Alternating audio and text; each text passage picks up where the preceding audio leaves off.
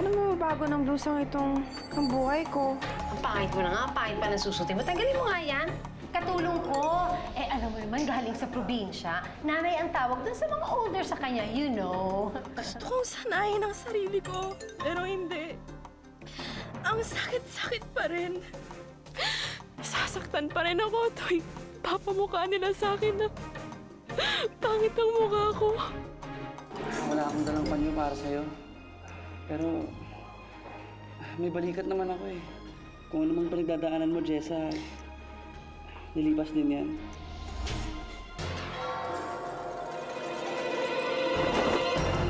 Matindi ang iniiyak mo, Jessa. Ano mang problema?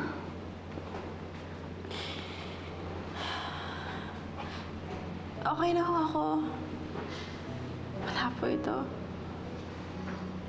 Are you sure? Huwag niyo na ho akong isipin. I just want you to be okay. Pasensya ho na ganito ako sa unang araw ng trabaho ko. Sige po, ipapasok ko na po ito sa loob. Okay. Susunod ako.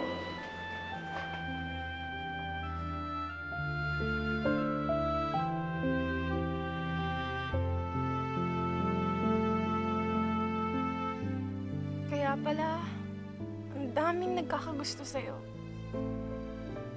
Kasi, lahat ng pwedeng hiningin ng isang babae, nasa iyo na. Gwapo ka na nga. Mabait ka pa.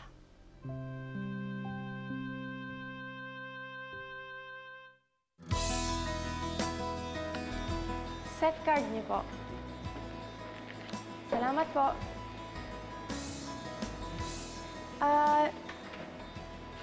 Yeah po. Thank you. Thank you po. Salamat po.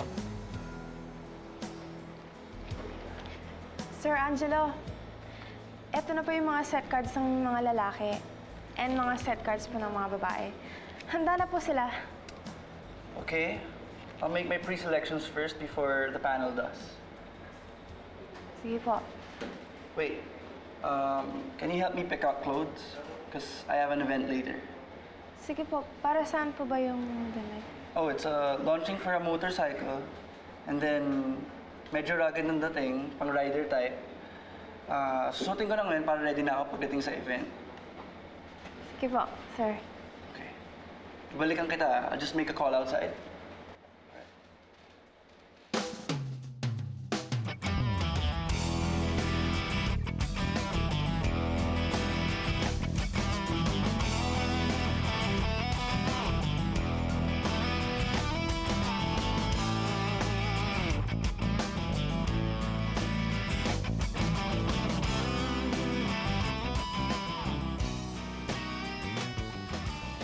Oy mga friends! Nakita ba niyo si Esmeralda Santiago, ang dating nating modelo? Yes. Bumesh siya sa akin kanina. Ilusyonada ang gaga. Mag-go-ghost ito siya sa atin mamaya. Ang babae yun talaga. Ang feeling niya, in demand pa rin na kanyang pinaglumaang fest. She thinks matutulungan nating ma-resurrect ang kanyang modeling career. Mapapahiya lang siya sa atin mamaya. Hindi na siya makakabalik sa modeling scene. Dapat natin magsabi sa kanyang laos na siya. Ako ang magsasabi sa kanya na siya'y isang laos! Correct?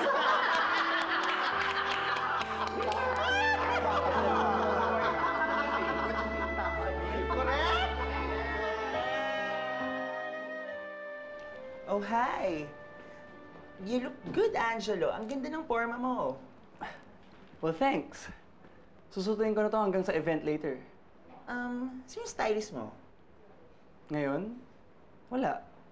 Yung PA ko yung pumili ng damit ko for today. Si Jessa.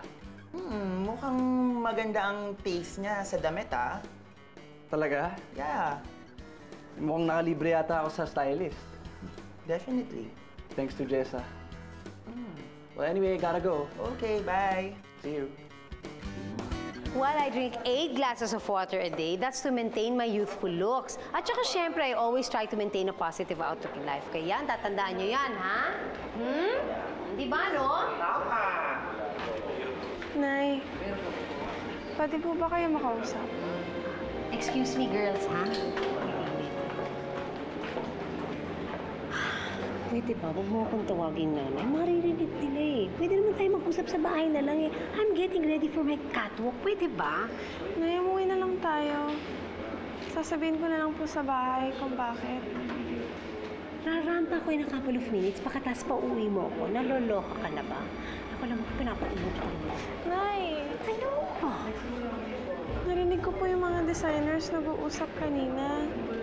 Sabi po nila, di po kayo pipiliin kasi laos na raw po kayo, matanda na raw po kayo. Ang kapal talaga ng mukha mo para sabihin sa akin yan!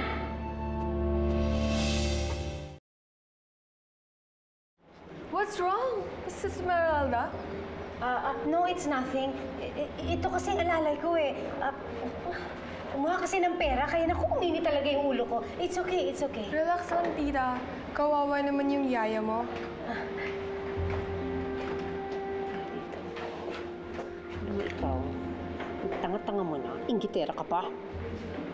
Nay, narinig ko po. Ano? Anong narinig mo?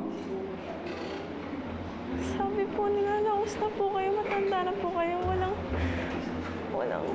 wala po kayong chance. Shut up! Napakasinungaling mo. Alam mo ikaw, naiinggit ka siguro sa akin. At saka siguro gumaganti ka, no? Kasi hindi kita pinakilala bilang anak ko sa mga designer friends ko. So gumaganti ka rin sa akin. Tama? Hindi mo rin ako papakilala sa amo mo. Ano? Gumaganti ka, no? Hindi po, sasabi lang po ako ng totoo. Shut up! Lahat na mag-go-see, let's go. Labas na po tayo. Umalis Esmeralda, halika na po. Sa labas na po tayo. Tara, let's go. Okay, I'm Tayo, guys. coming. Halika na. See? Let's go, let's go. Tinatawag na nila ako. Hindi ako laos. At yan ang isaksak mo dyan sa kukote mo, ha? Kung talaga, ang pangit-pangit mo na napakasinungaling mo pa.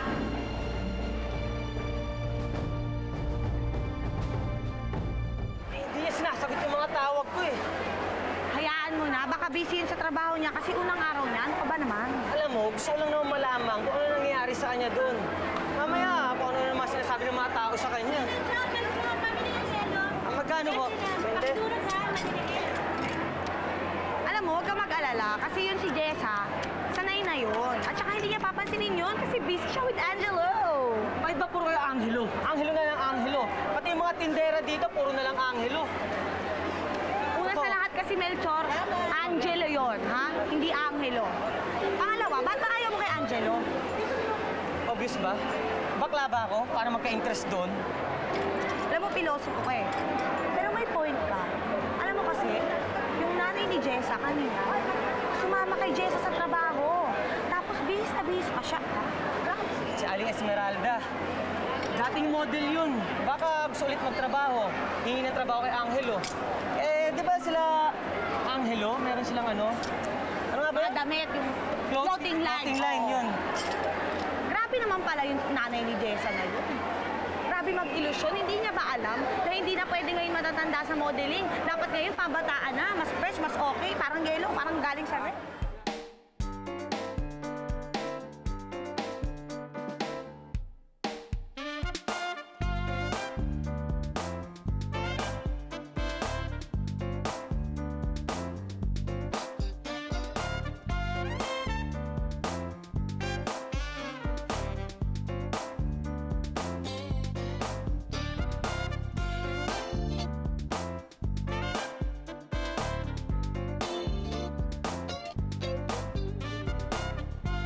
Okay, thank you.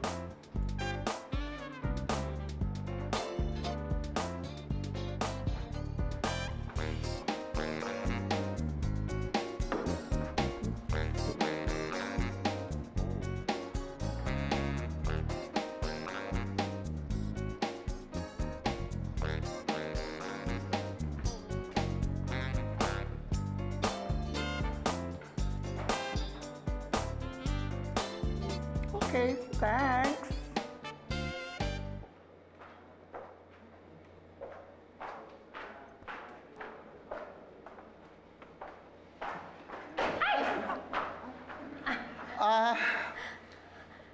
Hi, Esmeralda. Hi. You can leave the ramp now. Ha? Yes. Pwede ko namang ulitin. Pasensya na kasi matagal na akong hindi nag-high heels eh. Huwag mo na lang ulitin. Anyway, hindi ka naman namin kukunin. Ha? Hindi niyo ko kukunin? Hindi. But don't you know who I am? I'm Esmeralda Lopez Santiago. Yes, we know, but hindi mo na-meet ang mga specifications na hinahanap namin sa models. Unang-una, we need 5'8" in height without heels, ha? 23 to 24 ang waistline. Obviously, hindi 22 ang waistline mo. At, kailangan namin dito ang young, fresh-looking model. Are you trying to tell me na matanda na ako? Na hindi na ako pwede mag-model? Yes, Esmeralda. Iba na ngayon ang fashion scene. Walang iya kayong lahat! Kung hindi ko minodel yung mga damit niyo noon, wala kayo ngayon sa kinaroroonan niyo! Mga wala kayong talent! Kayong lahat wala kayong talent! Matatangkad na kayo pero wala kayong talent! Walang iya kayo! Bye! Bye!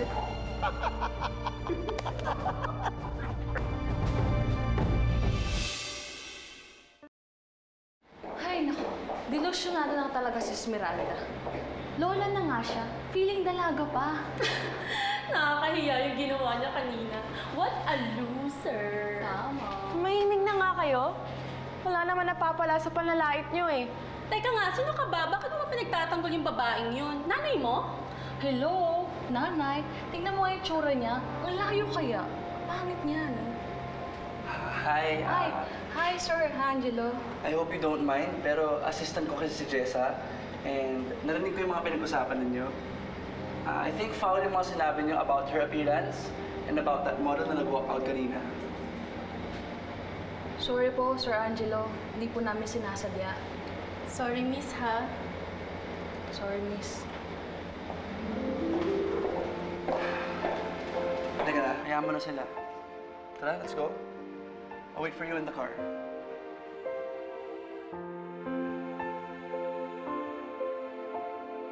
Angelo, salamat sa ginawa mo kanina. Pero sanay na ako sa mga taong sinasabihan ako ng pangit. Alam mo, Jessa, ayoko lang talaga sa mga taong mahilig mangpunan ng ibang tao. Akala mo sino silang perpekto eh. Naawa nga ako sa modelong nag-walkout kanina. Si Esmeralda Santiago? Nanay ko yun eh. Model na siya dati, pero medyo ngayon, gusto niya bumalik sa pagmamodel. Dati pa siyang modelo. Kaya medyo kanina mapilit siya na gusto niya magtrabaho ulit. Alam mo, hindi ko alam kung bakit ang mga nanay ay masyadong mapilit sa mga gusto nila. Parang yung nanay ko. Pinipilit pa rin niya na ako ang baby boy na inaalagaan niya noon. Alam mo, Angelo, mas mabuti na rin yon na hanggang ngayon, inaalagaan ka pa rin ng nanay mo. Alam mo, Jessa, ganun talaga ang mga nanay. Kaya lang, minsan masyado nakakasakal eh. Okay ka lang, Angelo? Sumana ang pakiramdam ko. Huwag na tayo tumuloy sa event. Saan ka ba na uwi? Ihatid na lang kita. Ituro mo lang ang daan. Salamat, Angelo, ah. Salamat sa paghatid. Wala to. Bukod doon, salamat at binigyan mo ako ng bagong trabaho. Tsaka, hindi ka nandidiri sa mukha ko. Jessa, siguro naman, alam mo na, hindi ako ganong klaseng tao. Hindi naman ako mapanghusga sa panlabas na anyo eh. And besides, I like you. I like you as my assistant. You're actually good.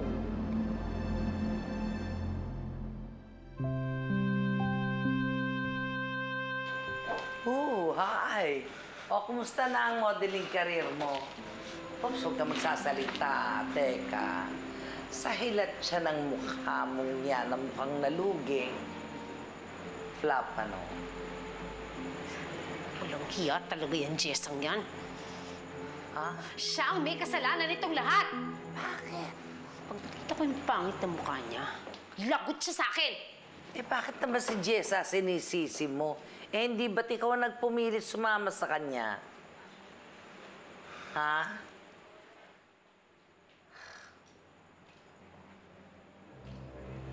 Ikaw? Ha?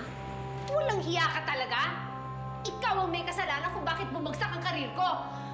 Siniraan mo ako sa mga designers, ano? Nay, hindi po totoo yan. Sinabi ko naman po sa inyo eh, pero hindi po kayo naniwala sa akin.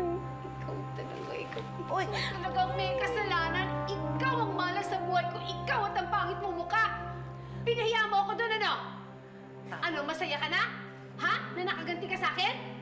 Esmeralda, tama na yan. Jessa, sige na. Bumalik ka na. Sige na. Oo.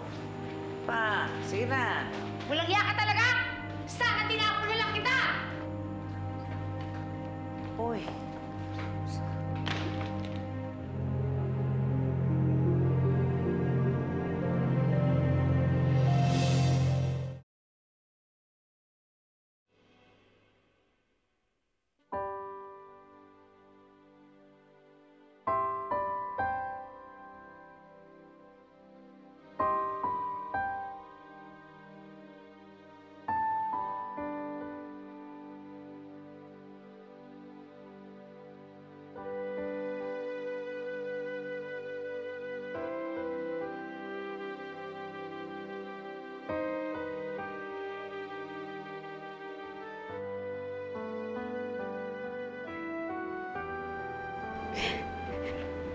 Mahal na mahal ko po kayo.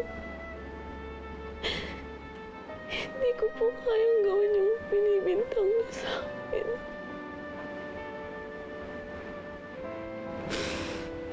Ay.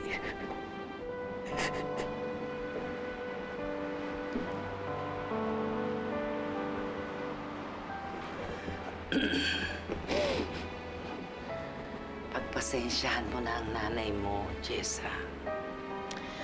Masyado kasing ambisyosa pati. Pero pinigilan ko naman po siya eh. Ayaw niya po makinig sa akin. Mabuti na rin siguro yun. Para hindi masyadong lumaki ulo niya. Pero masakit po mapagtawanan at kutsain ng mga tao, Lola. Ayoko pong maranasan nila yun. Ayoko makita niya yung mga tingin nila. Yung mga napakasamang tingin nila. Yung mga bulungan na nakakahiya ka. Ayoko maranasan nila yun. Kasi buong buhay ko naranasan yun. Na apakabakan yung pagkatao ko.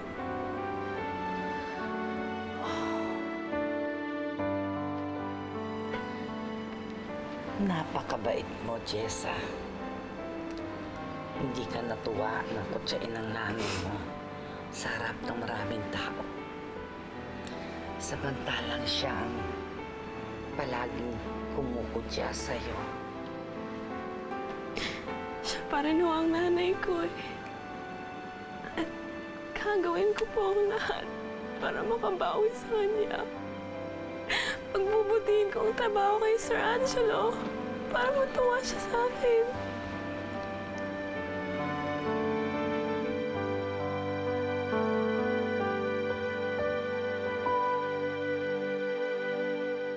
Sir Noel, nandito na po ako sa condo ni Angelo. Papasok na po ako sa unit niya. Okay, can you please check on Angelo? Kanina pa kasi ako tawag ng tawag sa cellphone niya, hindi siya sumasagot eh. And when you see him, pwede pakisabi sa kanya tawagan ako ASAP. Thanks, Jessa.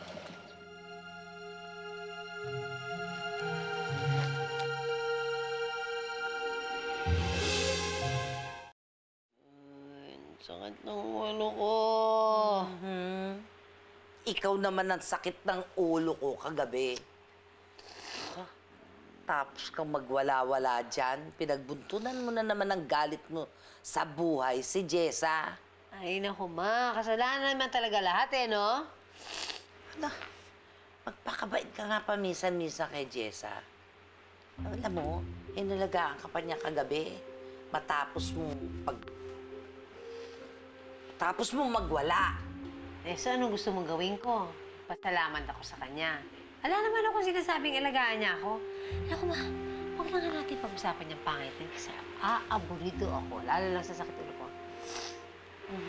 Sige ka. Mami, alayasan ka ni Jessa. Lagot ka sa tatay niya, o di nawala sustento natin. Hindi yun lalayas. Hindi siya lalayas hanggat hindi ko siya minamahal. Kasi yun ang pangarap niya eh. Namahalin ko siya. Kaya hindi yun lalayas.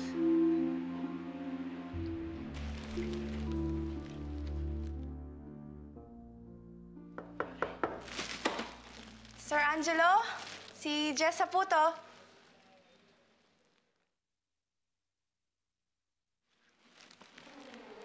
Sir... Angelo! Angelo, anong nangyari sa'yo? Angelo! Hinahapoy ka ng lagnat! Angelo! Angelo, gumising ka! Ano ba nangyari sa'yo? Angelo!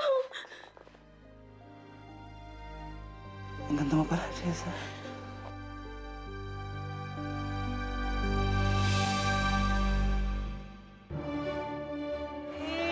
Utos-utosan lang siya dun, tsaka alipin siya dun. Mag-e-enjoy siya. Kawawa naman yung babe ko. Okay lang ba siya?